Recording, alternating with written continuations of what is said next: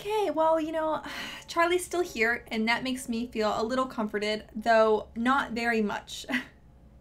Sorry, Charlie. We cannot be starting this whole me getting scared at the beginning of the video. This is ridiculous. This is becoming a meme at this point. What's up, rad people? Today, I want to do some investigating and look up some paranormal police reports or just stories that police officers have said they've experienced, like paranormal or unexplainable things that have been scary while working. I feel like that sounds very interesting, and I haven't really heard of any, but I feel like cops would have a lot of really interesting stories to share. So let's get to it. You ready, Charlie? You ready for some scary stories? He does not care. Okay, so the first one is called No Scent. Over 20 years ago, I took an alarm call at the old PTA building across the street from a courthouse in Austin, Texas. The alarm had already gone quiet when I showed up with a senior officer. We found an unsecured door slightly open on the east side, so he posted me through while we finished the perimeter and other officers arrived. I was staring right at the door when the alarm activated again and the door slammed shut in my face loudly. That gave me goosebumps. The senior officer ran back to my position and asked why I closed the door. I told him I didn't. We called for K9 and the dog arrived shortly. I went in with the K9 to clear the building. We found... Okay. I thought I just heard like a door open. Charlie, did you hear anything? Okay, well this is fun. Starting off this video especially spooky. Where was I? I'm so scared. I went in with a K9 to clear the building. We found nothing, but the entire time the dog was acting very hinky. I don't know what that means. Like someone was in the building, but he wasn't picking up on a scent. We secured the building and a key holder showed up. He said, "Well, you know the place is haunted, right?" Oh, so casually. There was a secretary that worked there about 30 years ago, and after she died, she keeps showing up for work. Papers fly off the desks, doors close, sightings, the works. We both told the key holder the next alarm call, that was all his. Wow, okay, yeah, that's spooky. First off, she must have really loved her job, or I guess really hated it to be stuck there in the afterlife. Oh, that is so scary though. Ooh. Again, with the animals, like picking up on paranormal activity more than humans. That being said, like the door was slammed in his face, so he picked up on something. Oh yeah, you know, I would pass. Maybe if the next alarm went off, I would just let someone else take it. And if someone tried to give it to me, I'd be like, yeah, I looked at it, but like just stayed in my car and like shine the light. Yeah, that would be my extent of visiting this place again. Clark Hall. I was working at a college that claims to be haunted. I wonder if it's Ohio State or Ohio University. There's lots of ghost stories about that place. That place is said to be like one of the creepiest campuses that you could ever visit. And like there's like a whole urban legend story about like blood seeps through the paint on one of the dorm room walls and they keep repainting it and it keeps seeping through. Woo! But let's back to the story. Me and my partner didn't believe in any of it. We go into Clark Hall, which has classrooms, and start popping doors open with desks. This is around 2 in the morning. We already walked through and made sure the building was empty. Only 2 stairwell donuts wasn't, wait, what? Only 2 stairwells donut wasn't hard to do. I don't know what that means. Maybe that's cop lingo. We are on the 3rd floor. I finished my door and wedged a desk in between the door and the frame. When I finish, I shake it to make sure it's in there pretty secure. I go over to help my buddy with his door when behind me the door I was working on opening up and the chair desk combo flings across the room and the door slams shut. He takes off running, jumping, landing to sliding. I still don't think he's ever gone in that building again. Wait, why were they putting... Oh, maybe they're propping the door open? But why were they propping the door open? I'm a little confused about this story. I wasn't following. Sounds scary though. Burglary in progress. Called to burglary in progress during the daytime. In the paranormal aspect, daytime is just less spooky. Owner was in kitchen and heard someone run upstairs to 3rd floor. It was an old house and it had wooden stairs. Okay, yep, that's terrifying. Set up perimeter around the house. I came with a K9. Just as I gave K9 warning, a perimeter officer saw a hand pull a curtain back at the top floor and relayed the info to me. Oh my god, that is scary. Thinking surely we would be making an apprehension with K9, sent my partner in. Long story short, we found nobody. Officer was 100% certain he saw what he saw. Homeowner was confident he heard the running up of the 12 steps. Ooh, okay. If it was just like the homeowner, I could see like you could play that off, right? Like, oh, maybe it was another sound. Maybe it was like a weird echoing from outside. Okay, I'm just gonna ignore that. I felt like something touched my head. We're just gonna ignore that part for right now. Yeah, you can like see how like one person, like you can like, right, just brush that off. But a second person, that's hard to explain, right? Like, ooh, like not even from a paranormal aspect, I would just think that someone was hiding in my house. Like, did they check the attic? I hope they did, because there might be someone living in their attic. And it might be a ghost. All alone. I was a sergeant working overtime graveyard at a now demolished sub.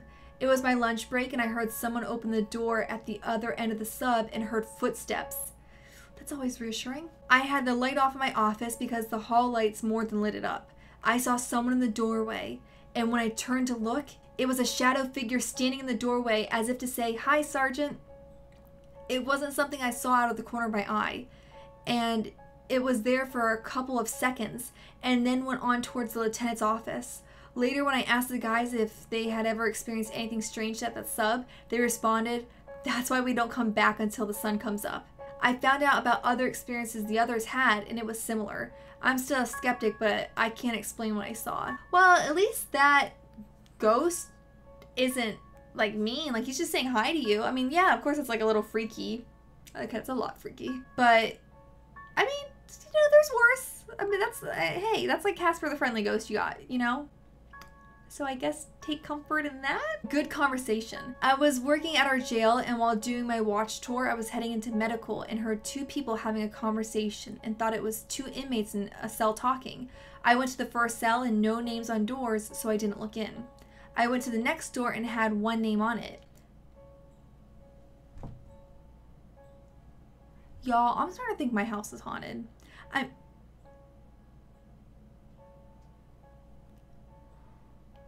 Maybe my hearing's just too good. I'm like picking up sounds from like the outside of like lizards or something. What was I saying? I went back to the guy in the other cell and asked him if he had heard people talking.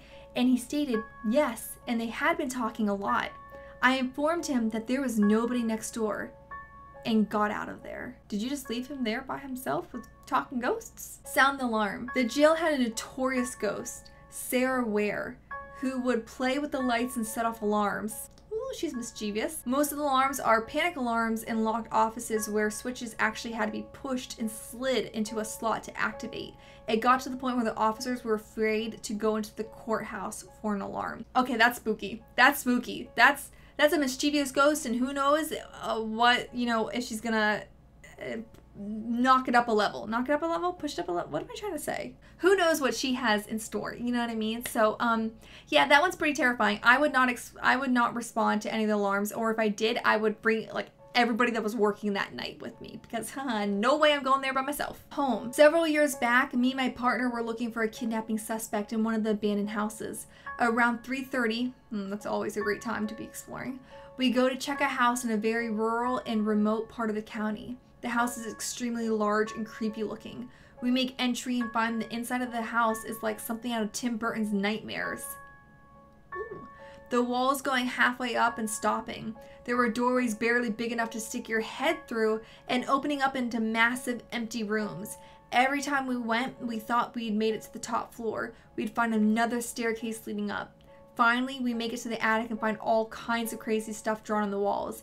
Needless to say, we finished clearing the house and got out of there. Okay, yep, that sounds like some satanic stuff was happening. This is The Haunting of Hill House? A haunted police department. You know, I could see how a police department would be haunted. Lots of people coming in and out, lots of people having, you know, bad energies. It's not like one of those things that you would think off the top of your head, like, oh, that's probably haunted. But like thinking about it, you're like, oh, okay, I get that.